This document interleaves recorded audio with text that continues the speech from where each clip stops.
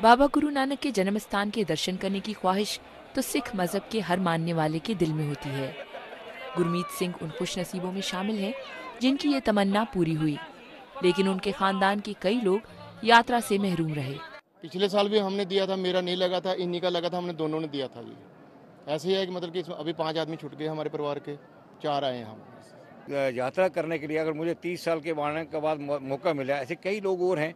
और कई दफ़ा किसी की बीवी का वीज़ा आ जाता है, उसका हस्बैंड रह जाता है, हस्बैंड का आ जाता है तो बीवी का रह जाता है। वीजा कम मिलने की शिकायत भारत से आने वाले यात्रियों को है।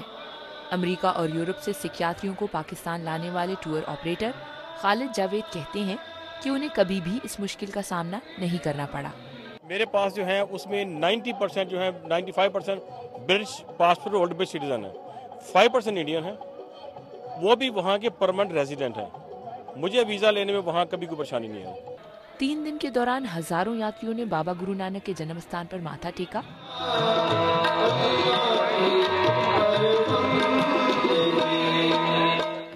नगर कीर्तन का सिलसिला भी जारी रहा। हर बरस बाबा गुरु नानक के जन्मदिन के मौके पर दुनिया भर से हजारों सिख यात्री गुरुद्वारा जन्म स्थान इकट्ठे होते हैं, लेकिन इस बरस मुल्क में अमन अमान की मजमूई सूरत हाल को सामने रखते हुए ननकाना साहब में यात्रियों की हिफाजत के लिए भी गैर मामूली इंतजाम किए गए हैं।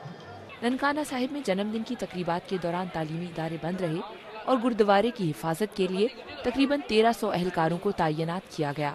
शिफ्टों में ड्यूटी लगाई हुई है, सादा कपड़ों में CCTV फुटेज की कवरेज, और हमने 3 टीयर पे चेकिंग होके बंदे अंदर आ रहे हैं। मेटल डिटेक्टर, वॉक थ्रूज और साथ स्कैनर्स, उसके थ्रू हम इंतजामात मुकम्मल कर रहे हैं। तकरीबात के दौरान मोहम्मद इफ्तिखार की तरह छोटे कारोबार करने वाले दर्जनों अफराद की भी चांदी रही। ये 3 दिनों में 1 महीने जितनी प्रॉफिट हो जाती है सबको, जो छोटा काम हो या बड़ा काम हो, सभी का काम जो अच्छा चलता है। 7 बरस बाद पालकी के जुलूस को गुरुद्वारे से बाहर ले जाने की इजाजत मिलने पर यात्री बहुत खुश दिखाई दिए। शुमाइला जाफरी, BBC न्यूज़, गुरुद्वारा जन्म स्थान ननकाना साहिब।